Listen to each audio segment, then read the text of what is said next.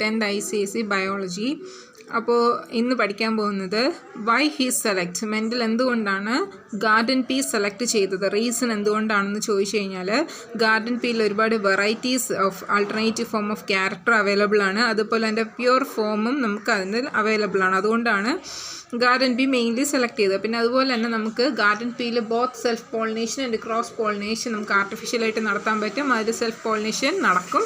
അതുകൊണ്ട് തന്നെ പെട്ടെന്ന് തന്നെ റീപ്രൊഡക്ഷൻ നടന്ന് പുതിയ പെട്ടെന്ന് ജനറേഷൻ ആഫ്റ്റർ ജനറേഷൻ നടക്കുന്നത് കൊണ്ടാണ് he selected the garden P.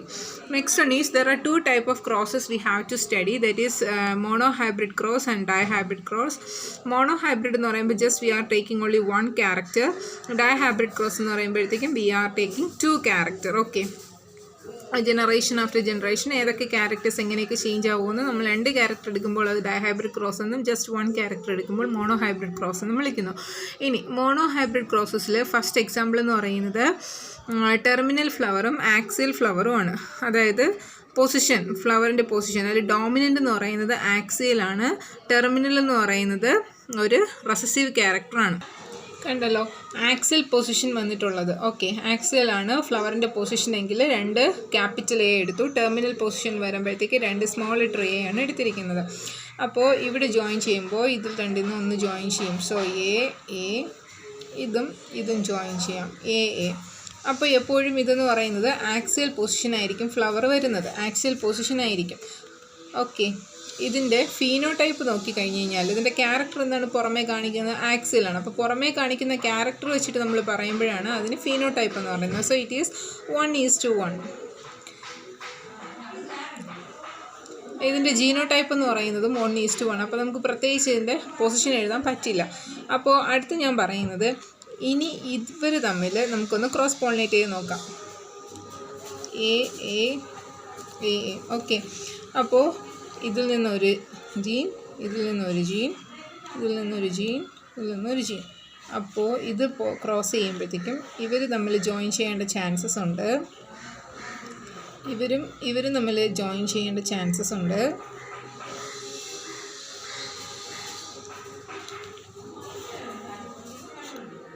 Okay, ഇപ്പം നോക്കുമ്പോഴത്തേക്കും ഇതെന്ന് പറയുന്നത് ആക്സിയലായിരിക്കും പൊസിഷൻ, ഇതും ആക്സിയലായിരിക്കും പൊസിഷൻ. ബട്ട് ഇതെന്ന് പറയുന്നത് ടെർമിനലായിരിക്കും പൊസിഷൻ. ഓക്കെ, ഫ്ലവറിൻ്റെ പൊസിഷൻ ടെർമിനലായിരിക്കും. ഇത് രണ്ടും ആക്സിയലാണ്. ഇവിടെ നോക്കിയേ, രണ്ടും ഒരുപോലത്തെ ക്യാപിറ്റൽ എ ആണ് നമുക്ക് കിട്ടിയത്. അത് ഒന്നേ ഉള്ളൂ.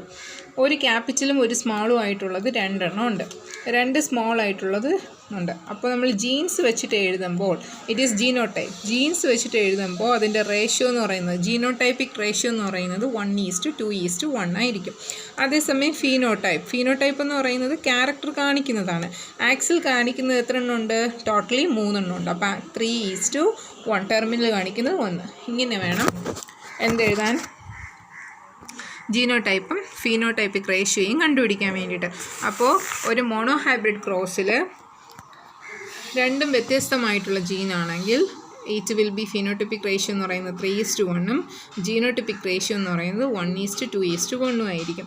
അതുപോലെ തന്നെയാണ് ടോളും ഡോർഫും കണ്ടുപിടിക്കേണ്ടത്. അതുപോലെ തന്നെ റൗണ്ടർ റിങ്കിൾഡും കണ്ടുപിടിക്കേണ്ടത്. ഇതിലെല്ലാത്തിലും റേഷ്യോ സെയിം ആയിട്ട് തന്നെ വരും. ഓക്കെ, അടുത്തെന്ന് പറയുന്നത് ഡൈഹൈബ്രിഡ് ക്രോസ് ആണ്. ഡൈഹൈബ്രിഡ് റേഷ്യോ എന്ന് പറയുന്നത് ഒന്നിൽ കൂടുതൽ ക്യാരക്ടേഴ്സ്, 2 ക്യാരക്ടേഴ്സ് വെച്ചിട്ട് നമ്മൾ ചെയ്യുമ്പോഴാണ്. ഫോർ എക്സാമ്പിൾ ഇവിടെ റൗണ്ട് യെല്ലോ, റിങ്കിൾഡ് ഗ്രീൻ ഇങ്ങനെയാണ് എടുത്തിട്ടുള്ളത്.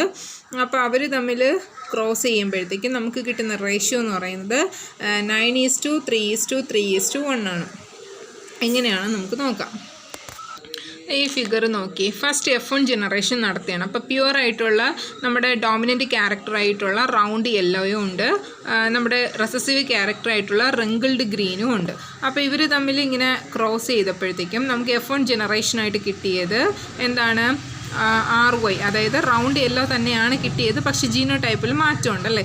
അപ്പോൾ അവർ തമ്മിൽ ഇനി ക്രോസ് ചെയ്ത് നോക്കാം. F1 ജനറേഷനിലുള്ള 2 എണ്ണം എടുത്ത് നമുക്ക് ക്രോസ് ചെയ്ത് നോക്കാം. അപ്പോൾ എങ്ങനെ എഴുതണമെന്ന് വെച്ച് കഴിഞ്ഞാൽ, ഓക്കെ, RY, ക്യാപിറ്റൽ RY ഒരിടത്ത് എഴുതുക, capital RY, then small letter ആറും ക്യാപിറ്റൽ വൈയും, സ്മോൾ ലെറ്റർ ആറും ക്യാപിറ്റൽ വൈയും. ഈ RRYY ഇതിൽ നിന്നുള്ള ആറും വൈയും, ദെൻ ഇതിൽ നിന്നുള്ള ആറും വൈയും, പിന്നെ ഇവർ തമ്മിലുള്ള ROE, ഇവർ രണ്ടിലുള്ളത് ROE. അപ്പോൾ ഇത്രയും വേണം ജനറേഷൻസിൽ എടുക്കാൻ വേണ്ടിയിട്ട്. അങ്ങനെയാണ് ഇത് എഴുതിയിട്ടുള്ളത്. അപ്പോൾ ഇതും അതുപോലെ തന്നെ എഴുതുക. എന്നിട്ട് രണ്ടും കോളത്തിലോട്ട് ഇങ്ങനെയൊക്കെ എഴുതുക. എഴുതുമ്പോഴത്തേക്കും നമുക്ക് കിട്ടുന്നത് 9 റൗണ്ട് യെല്ലോ ആയിരിക്കും, 3 റൗണ്ട് ഗ്രീൻ ആയിരിക്കും, 3 റിങ്കിൾഡ് യെല്ലോ ആയിരിക്കും, 1 റിങ്കിൾഡ് ഗ്രീൻ ആയിരിക്കും. അപ്പോൾ ഇതനുസരിച്ചിട്ട് നമുക്ക് ഫിനോട്ടിപ്പിക് റേഷ്യോ 9:3:3:1 എന്ന് കിട്ടും. ജീനോടൈപ്പ് നോക്കുമ്പോഴത്തേക്കും കോംപ്ലക്സ് ആയിട്ടുള്ള ഒന്നാണ് കിട്ടുന്നത്. അതുകൊണ്ട് അത് പഠിക്കേണ്ട ആവശ്യമില്ല. So always remember phenotypic ratio എന്ന് പറയുന്നത് 9:3:3:1 ആണ്. ജീനോട്ടിപ്പിക് റേഷ്യോ കോംപ്ലക്സ് ആയതുകൊണ്ട് നിങ്ങൾക്ക് പഠിക്കേണ്ട ആവശ്യമില്ല. അടുത്ത് വളരെയധികം ഇമ്പോർട്ടൻ്റ് ആയിട്ടുള്ളൊരു ടോപ്പിക്കാണ് മെൻഡൽസ് ലോ ഓഫ് ഇൻഹെറിറ്റൻസ് എന്ന് പറയുന്നത്. സോ മെൻഡൽസ് ലോ ഓഫ് ഇൻഹെറിറ്റൻസിനകത്ത് മൊത്തം 3 ലോസാണ് പഠിക്കാനുള്ളത്. Law of dominance, law of segregation, law of independent assortment. അതിൽ ലോ ഓഫ് ഡോമിനൻസ് എന്ന് പറയുന്നത് വേറൊന്നുമല്ല, ഒരു പെയർ ഓഫ് കോൺട്രാസ്റ്റിംഗ് ക്യാരക്ടർ എടുക്കുമ്പോൾ അല്ലെങ്കിൽ അത് ഒരുമിച്ചിരിക്കുന്നത് നമ്മൾ എടുക്കുമ്പോൾ only one is able to express itself. ഒന്നിന് മാത്രമേ എന്ത് ചെയ്യാൻ കഴിവുള്ളൂ, എക്സ്പ്രസ് ചെയ്യാൻ കഴിവുള്ളൂ. നമ്മൾ ഇത്ര നേരം നോക്കിയല്ലേ, ഫിനോടൈപ്പിൽ ഒന്നിന് മാത്രമേ എക്സ്പ്രസ് ചെയ്യാൻ കഴിയുള്ളൂ, മറ്റത് സപ്രസ് ആയിരിക്കും. എക്സ്പ്രസ് ചെയ്യുന്നതിന് ഡോമിനൻ്റ് ക്യാരക്ടർ എന്ന്, സപ്രസ് ആയിരിക്കുന്നതിന് റെസസീവ് ക്യാരക്ടർ എന്ന് വിളിക്കുന്നു. അടുത്ത് പറയുന്നത് ലോ ഓഫ് സെഗ്രിഗേഷൻ ആണ്, അതായത് സെപ്പറേഷൻ. അതിന് മറ്റൊരു പേരാണ് law of purity of gametes എന്ന് വിളിക്കുന്നത്.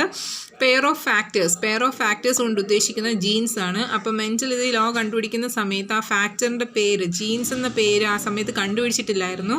സോ ജീൻസിന് പകരം ഫാക്ടർ എന്ന പേരാണ് കൊടുത്തിരുന്നത്. അപ്പോൾ ഒരു പെയർ ഓഫ് ഫാക്ടർ സെപ്പറേറ്റ് ചെയ്യുന്ന സമയത്ത്, ഫോർമേഷൻ ഓഫ് ഗമീറ്റ് ഫോം ചെയ്യുന്ന സമയത്ത് പെയർ ഓഫ് ഫാക്ടേഴ്സ് എന്ത് ചെയ്യും, സെപ്പറേറ്റ് ചെയ്യും. അതൊരിക്കലും എന്ത് ചെയ്യാറില്ല, ബ്ലെൻഡ് ചെയ്യാറില്ല, പക്ഷേ സെപ്പറേറ്റ് ചെയ്ത് 2 ഡിഫറെൻറ്റ് ഗമീറ്റിലോട്ട് പോകും. ഇതാണ് ലോ ഓഫ് സെഗ്രിഗേഷൻ എന്ന് പറയുന്നത്. ലോ ഓഫ് ഇൻഡിപെൻഡൻറ്റ് അസോർട്ട്മെൻറ്റ് എന്ന് പറയുന്നത് 2 പെയർ ഓഫ് കോൺട്രാസ്റ്റിംഗ് ക്യാരക്ടർ ഉണ്ടെന്നുണ്ടെങ്കിൽ distribution of members of 1 pair into gamete is independent of distribution of other pair. അപ്പോൾ ഒരു പെയർ ഡിസ്ട്രിബ്യൂട്ട് ചെയ്യുന്നതിന് മറ്റൊരു പെയറുമായിട്ട് യാതൊരു ലിങ്കും ഉണ്ടായിരിക്കത്തില്ല. there is no any blending. ഒരു ബ്ലെൻഡിങ് ആ സമയത്ത് അവിടെ നടക്കുന്നില്ല, ഒന്നിനോട് ഒരു ഡിപ്പെൻഡും കാണിക്കുന്നില്ല. ഇതാണ് ലോ ഓഫ് ഇൻഡിപെൻഡൻറ്റ് അസോർട്ട്മെൻറ്റ് എന്ന് പറയുന്നത്. Okay, next മ്യൂട്ടേഷനാണ്. മ്യൂട്ടേഷൻ എന്ന് പറയുന്നത് പെട്ടെന്നുണ്ടാകുന്ന ചേഞ്ച്, ജീൻസിൽ പെട്ടെന്നുണ്ടാകുന്ന ചേഞ്ച്, അല്ലെങ്കിൽ ക്രോമസോമിൻ്റെ സ്ട്രക്ചറിൻ്റെ നമ്പറിൽ എന്തെങ്കിലും ചേഞ്ച് ഉണ്ടാകുന്നുണ്ട്, അല്ലെങ്കിൽ ക്രോമസോമിൻ്റെ സ്ട്രക്ചറിൽ എന്തെങ്കിലും ചേഞ്ച് ഉണ്ടാകുന്നു. അപ്പോൾ ഇതിനെയൊക്കെ വിളിക്കുന്ന പേരാണ് മ്യൂട്ടേഷൻ എന്ന് പറയുന്നത്.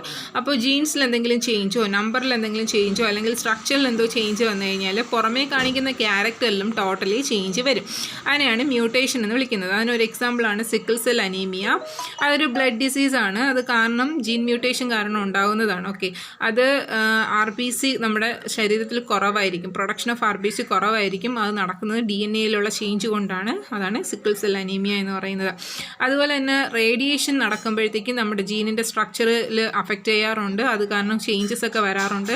അതാണ് ആക്ച്വലി ജപ്പാനിൽ ഹിറോഷിമ നാഗസാക്കി ആറ്റം ബോംബ് ഇട്ടത് കൊണ്ട് അവിടെ റേഡിയേഷൻ കൂടുതലാണ്.